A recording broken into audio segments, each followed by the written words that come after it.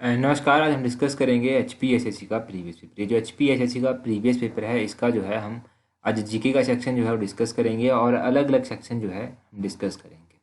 Last में Hindi English के questions भी देखेंगे कुछ। तो क्वेश्चन नंबर 52 से फिलहाल हम स्टार्ट करेंगे। 52 नंबर क्वेश्चन में क्या बोलते हैं which is not a form of Gandhian satyagraha. इनमें से कौन सी जो है वो गांधीयन सत्याग्रह का टाइप नहीं है।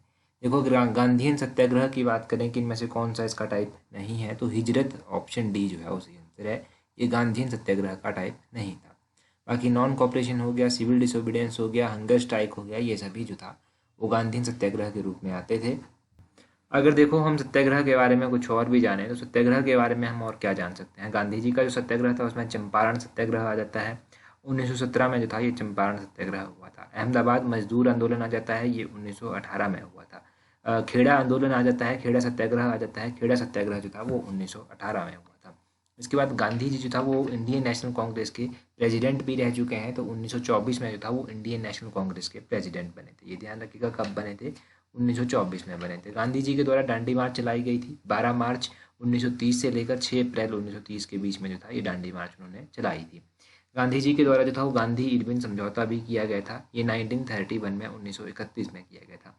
लास्ट टाइम जब हमने हिस्ट्री पढ़ी थी तो मैंने आपसे पूना पैक्ट के बारे में पूछा था, पूना समझौता के बारे में पूछा था। पूना समझौता पर कब हस्ताक्षर किए गए थे, ये अराउंड 1932 जो था वो किए गए थे। 1932 के आसपास जो था इसके ऊपर हस्ताक्षर किए गए थे। तो ये सारे क्वेश्चंस आपने गांधी जी से रिलेटेड याद रखने हैं। होपफुली ये आने वाले नायब तहसीलदार के एग्जाम में भी आपकी हेल्प करेंगे गांधी जी से रिलेटेड क्वेश्चन। और भी अगर आपका कोई एग्जाम होगा वहाँ पर भी आपको हेल्प मिलने वाली है, चाहे वो हाई कोर्ट का है या फिर कोई और है। 53 क्वेश्चन देखिए। बोलते हैं who was the governor general when the great mutiny of 1857 broken out. तो बोलते हैं जब 1857 का महान विद्रोह हुआ था तो उस टाइम भारत के जो गवर्नर जनरल थे वो कौन थे। देखो, अगर उस टाइम की हम बात करें गवर्नर जनरल कौन थे 1857 के रिवल्ट के अराउंड, तो उनमें इस क्वेश्चन का जो है सही आंसर होगा लॉर्ड कैनिंग। ऑप्शन सी जो है वो सही आंसर है। लॉर्ड कैनिंग जो था वो उस टाइम होते थे गवर्नर जनरल। 53 का ऑप्शन सी सही आंसर हो गया। अगर हम बात करें और भी इनके बारे में, पहले तो 1857 के विद्रोह के बारे में जान लीजिए। 1857 का विद्रोह जो था वो कहाँ से स्टार्ट हुआ था, मेरठ से जो था ये स्टार्ट हुआ था। और अलग अलग जगहों पर ये जब रिवल्ट हुआ था तो इसको अलग अलग लोग लीड कर रहे थे। जैसे दिल्ली में इसको बहादुर शाह और भगत खान दोनों लीड कर रहे थे। बहादुर शाह मुख्य थे। कानपुर में इसको नाना साहिब तांता टोपे दोनों जो था वो लीड कर रहे थे। झांसी में जो था वो झांसी की रानी लक्ष्मीबाई जो था वो इसको लीड कर रही थी। थोड़ा ग्वालियर में जो था वो तांते टोपे लीड कर रहे थे। जगदीशपुर में कंवर सिंह जो था वो इसको लीड कर रहे थे। होपफुली ये क्वेश्चन जो है नक्सलदार में भी डेफिनेटली पूछे जाएंगे क्योंकि पहले पूछे गए हैं इस तरह के क्वेश्चंस। और अगर हम बात करें लॉर्ड कैनिंग के बारे में, तो देखो लॉर्ड कैनिंग जो था वो भारत के जब वायसराय बने थे, गवर्नर जनरल बने थे, तो इनसे पहले जो था वो लॉर्ड डलहौजी होते थे। लॉर्ड डलहौजी के बाद जो था ये बने थे। ऑप्शन में क्या दिया गया है, ऑप्शन में लॉर्ड रिपन दिया गया है। लॉर्ड रिपन के बारे में जानिए आप। इनके कार्यकाल के दौरान पहली बार जो था वो वास्तविक रूप में जनगणना करवाई गई थी। अराउंड 1881 जो था वो ये वास्तविक जनगणना जो था वो करवाई गई थी। इनके कार्यकाल के दौरान जो था वो वर्नाकुल प्रेस एक्ट जो था वो समाप्त कर दिया गया था। अराउंड 1882 जो था वो समाप्त कर दिया गया था। इनको father of local self government भी कहा जाता था। लॉर्ड डलहौजी की बात करें तो इनके कार्यकाल के दौरान पहली रेलवे लाइन चली थी 1853 में। जो था वो पहली रेल लाइन जो था वो बॉम्बे से थाने तक जो था वो बिछाई गई थी, या फिर पहली रेल जो था वो बॉम्बे से थाने तक चली थी 1853 में, ये कह सकते हैं आप। और लॉर्ड हार्डिंग की बात करें, देखो लॉर्ड हार्डिंग के बारे में याद रखिए आप। एक तो लॉर्ड हार्डिंग थे जिनका कार्यकाल था 1844 से लेकर 1848 के बीच में। इनके कार्यकाल के दौरान क्या हुआ था, पहला जो एंग्लो सिख वॉर हुआ था वो इनके कार्यकाल के दौरान हुआ था 1846-1848 में। परंतु एक लॉर्ड हार्डिंग सेकंड भी थे। लॉर्ड हार्डिंग सेकंड भी थे। ये 1910 से लेकर 1916 के बीच में जो था इनका कार्यकाल रहा था। तो ये भी आपने ध्यान रखना है। इनके कार्यकाल के दौरान भारत की राजधानी जो था वो कलकत्ता से ट्रांसफर करके जो था वो दिल्ली को लाई गई थी। ये ध्यान रखना है। 1911 के आसपास की ये बात है। ये सारे याद रखिए। 54 क्वेश्चन देखिए। बोलते हैं who attended all the round table conferences. जितने भी गोलमेज सम्मेलन हुए थे उन सभी में कौन उपस्थित रहा था, तो उन सभी में जो था वो B.R. अम्बेडकर जो था वो उपस्थित रहे थे। क्वेश्चन नंबर 54 की बात करें तो 54 का ऑप्शन सी B.R. अम्बेडकर सही आंसर है। यहाँ पर लिखा गया है ना कि who attended all the round table conferences. यहाँ पर ऑल जब लिखा गया है तो इसका मतलब है एक नहीं ज़्यादा हुई थी राउंड टेबल कॉन्फ्रेंसेस। तो कितनी हुई थी, ये 3 हुई थी। पहली जो हुई थी, पहली कब हुई थी, पहली जो था ये हुई थी 12 नवंबर 1930 से लेकर 10 जनवरी 1931 तक की चली थी। दूसरी कब हुई थी, दूसरी 19 सितंबर 1931 से लेकर दिसंबर 1931 तक चली थी। दूसरी जो गोलमेज सम्मेलन था। तीसरा कब से लेकर कब तक हुआ था, ये 1932 में हुआ था। ये नवंबर 1932 को स्टार्ट हुआ था और दिसंबर 1932 को जो था ये समाप्त हो गया था। स्टार्ट कब हुआ था, समाप्त कब हुआ था, ये दोनों याद रखिए। गांधी जी ने भी जो था वो एक जो राउंड टेबल कॉन्फ्रेंस हुई थी उसमें भाग लिया था, वो कौन से नंबर की थी, वो थी दूसरे नंबर की राउंड टेबल कॉन्फ्रेंस, ये भी ध्यान रखना है।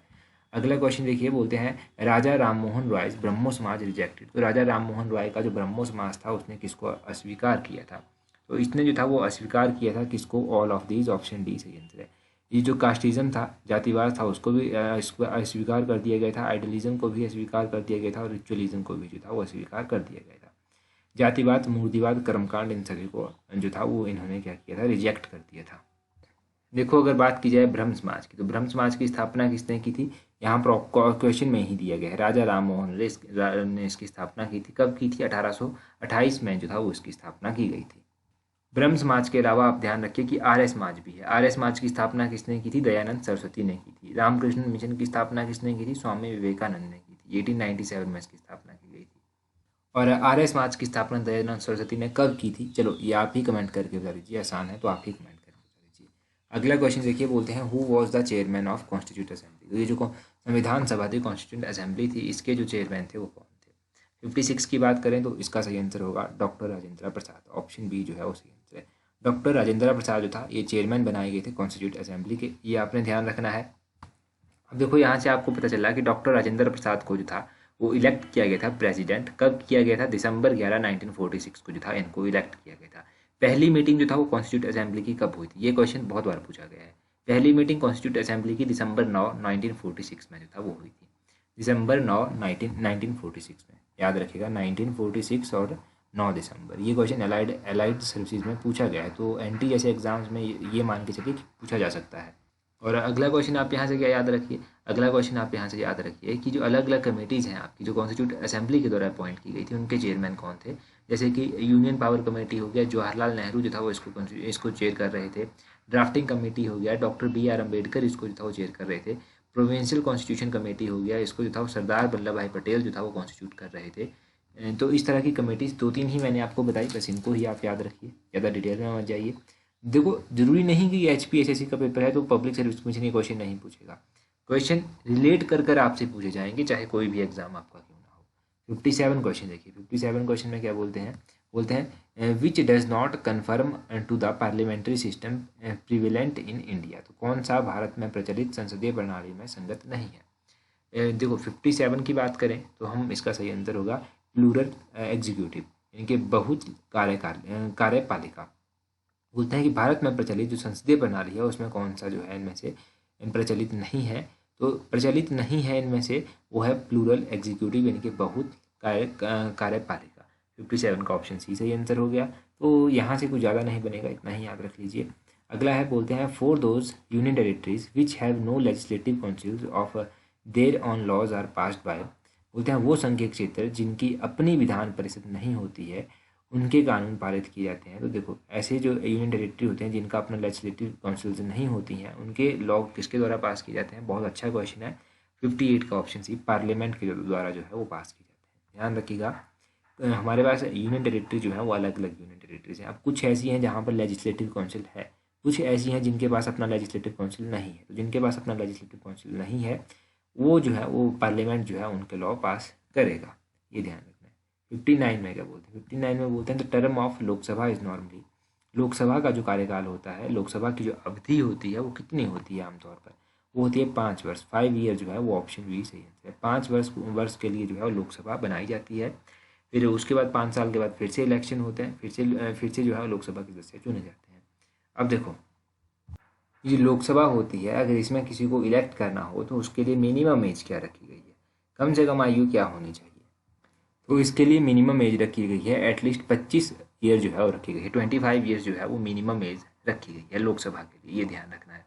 अभी एग्जाम में क्या पूछा गया था, अभी एग्जाम में जो था वो राज्यसभा के लिए पूछी गई थी, राज्यसभा के लिए 30 रखी गई है। कन्फ्यूजन नहीं होना चाहिए। देखो आपको ये चीज़ें आती हैं, अभी आप सुनेंगे तो आपको लगेगा कि हर एक चीज़ आपको आती है, एग्जाम में जब आप बैठेंगे तब आपको थोड़ा सा कन्फ्यूजन कहीं ना कहीं पर हो जाएगा। बस हमें इतनी प्रैक्टिस करनी है कि वो कन्फ्यूजन ना रहे।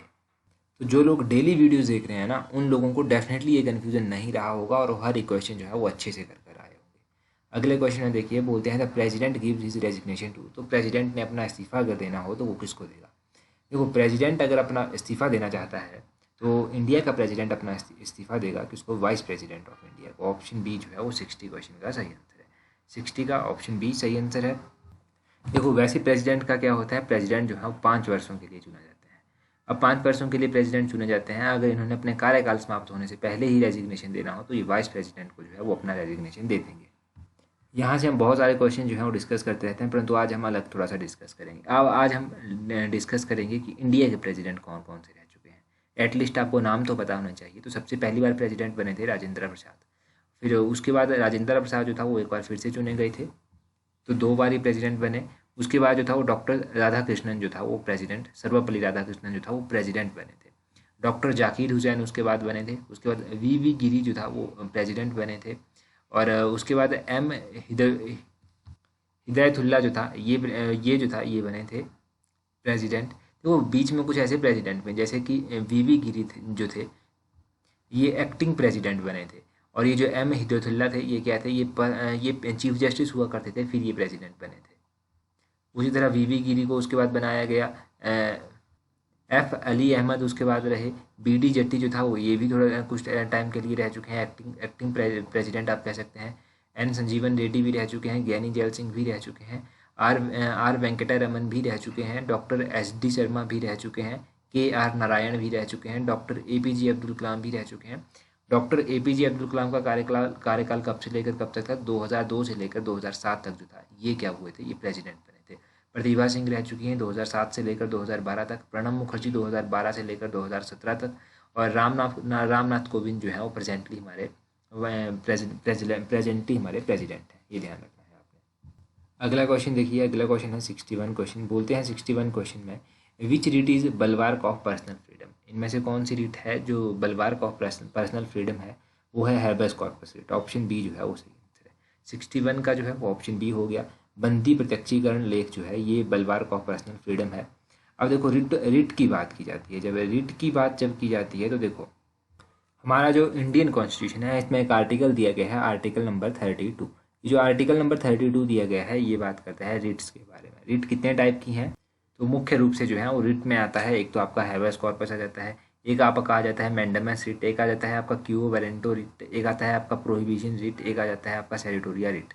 तो ये आपकी रिट्स हैं 4। तो ये हैं, इनमें इनमें एक और रिट जो है वो मिसिंग है। वो जो प्रोहिबिशन रिट है वो यहाँ पर नहीं लिखा गया है। तो ये 5 रिट्स आपने याद रखनी है। प्रोहिबिशन रिट भी एक होती है। तो ये अलग अलग रिट के टाइप आप ध्यान रखिए। अभी हम थोड़े से हिंदी और इंग्लिश के क्वेश्चन देख लेते हैं। पहले देखते हैं हम इंग्लिश के क्वेश्चन। बोलते हैं अपोजिट मीनिंग जो है आपको इन वर्ड्स का बताना है, जो यहाँ पर 146 से लेकर 150 तक दिए गए हैं।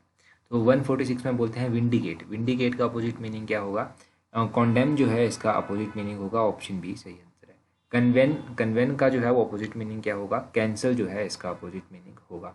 और 147 का ऑप्शन ए सही आंसर है। 148 में बोलते हैं इनिमिकल। इनिमिकल का अपोजिट मीनिंग क्या होगा? फ्रेंडली। फ्रेंडली जो है इनिमिकल का अपोजिट मीनिंग है। आगे दिया गया है आर्टिफिशियल। आर्टिफिशियल का अपोजिट मीनिंग क्या होगा? आर्टिफिशियल की बात करें तो ऑप्शन डी नेचुरल जो है इसका अपोजिट मीनिंग है। 149 का ऑप्शन डी सही आंसर है। 150 में बोलते हैं कल्पेबल। कल्पेबल का अपोजिट मीनिंग क्या है? कल्पेबल का अपोजिट मीनिंग है डिफेंडेबल। 150 का जो है वो ऑप्शन डी सही आंसर है। अभी हम हिंदी के क्वेश्चन देखेंगे। उससे पहले जो है, अगर आपने अभी तक भी हमें टेलीग्राम पर ज्वाइन नहीं किया है तो अपना टेलीग्राम ओपन कीजिए। अपने टेलीग्राम से सर्च कीजिए @tolexam31। आपको हमारा टेलीग्राम चैनल जो है वो मिल जाएगा। टेलीग्राम पर जो है हमारे साथ 17,600 से अधिक लोग जुड़ चुके हैं। तो आप भी जुड़ जाइए ताकि आपको भी जो है आने वाले हर एक एग्ज़ाम में हेल्प मिल सके। जैसे कि बहुत सारी छोटी छोटी नोटिफिकेशन होती हैं जिनके बारे में जो है वीडियो नहीं बनाया जा सकता। छोटी छोटी चीज़ों पर क्या वीडियो बनाकर आपका टाइम वेस्ट करना है, तो उनको आप टेलीग्राम से अवेल कर सकते हैं अपनी ज़रूरत के हिसाब से।